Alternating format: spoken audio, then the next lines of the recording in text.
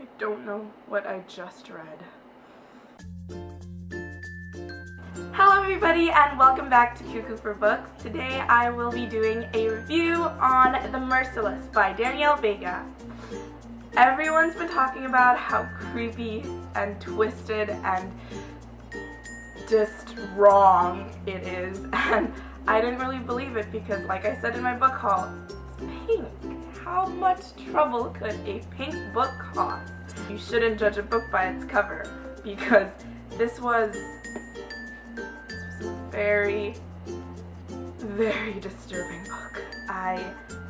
Probably up there, one of the most twisted novels I have ever written. I didn't write this. Read.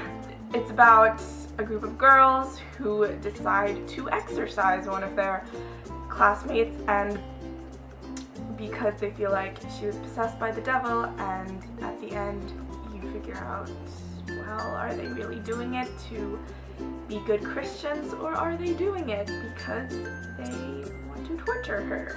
Basically, there are 3 girls in the religious exorcism sect, and they decide to prey on the black sheep of the school named Brooklyn, and one day they take her to an old abandoned house and have their way with her. As you do in these dark novels. What I liked about this novel is that it took place, most of the book took place during that one evening, and it's a very thin read. I read it in like a day. It wasn't too bad, and most of the events in the book were over that one night of torture and exorcism, and it was a different way of reading things. I thought in the plot that they could have taken a big chunk of the first parts of the book out, just skip straight to the exorcism night. There was needed exposition, but that could have been shortened to lesser pages, lesser chapters. There were a lot of characters that I felt didn't really add to the book, like Charlie and the party scene. I mean, it was kind of significant, but the addition of the love interest, and I would have loved it more if she had focused on the twisted nature of the 3 girls who decided to exorcise one of their classmates, because you have to have some screws loose in your brain if you decide to exorcise a fellow teenager. I mean, something's wrong with you. Let's get into the things that I did love about the book. I loved the plot. I loved the way the events unfolded. At the risk of sounding like a twisted psycho, I loved the fact that the author pushed the boundaries on what could be included in a YA novel, because there were some twisted shiz that went on in that abandoned house. I was reading it in public at a coffee shop, and you could see me like at the table doing this. Oh my god. I just wanted to chuck it, and I was so afraid that somebody would be reading over my shoulder and think, what is this child reading? Do we need to call for the psych ward? There are some creepy things that happen there. I realized while reading it that when people talked about how horrific the book was, it really wasn't about ghosts or jump scares or, you know, this Satan rising up from the middle of the pentagram. It was more of Game of Thrones style gore, and if you want to know more about the spoilers, then watch on. If you don't, well, you can go away. Yeah. Spoiler alert, some of the things that happens in the book are burning, because I don't know if it's a cliche with these high school horror girls books, but they like to burn each other when torture is involved. Like, torture equals burning.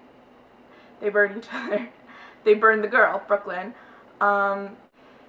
They pull her fingernails from her body, from her hands, and you could feel the pain, and the author describes it so vividly as they pull each nail. I can't even think about it right now without wanting to hurl. And they cut off a piece of her finger.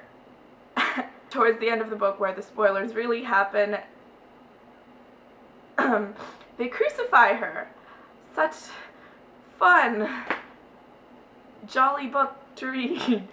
They quite literally take a nail gun, push her to the floor, and I don't know why I read this book. That's not it. One of the girls in the abandoned house gets hanged and skinned. Yay! That's the lovely way to end the book. Yeah, I was really impressed by how much she was able to get past the editors and how these editors let these things in a YA book, because reading it, I mean, I watch Game of Thrones, I barely bat an eyelash when something happens there. You're like, oh, eh. But reading this book, I was horrified and horrified. There really isn't any other way of describing the book. The ending was excellent. I loved the last words in the book, and for those of you who have read it, you probably know what I'm talking about. I've spoiled like 80% of this book. If there's one thing I'm not going to spoil, it's the ending, because it is quite a bookender, and it's twisted and it adds more horror, and the fact that it's kind of open-ended leaves you looking over your shoulder. And I remember finishing this book late one night alone in my room, and I was freaking out. I did not want to turn around and suddenly see something there. So yeah, those are my thoughts on the Merciless. Cover-wise, I can't ask for anything more. It's, I mean,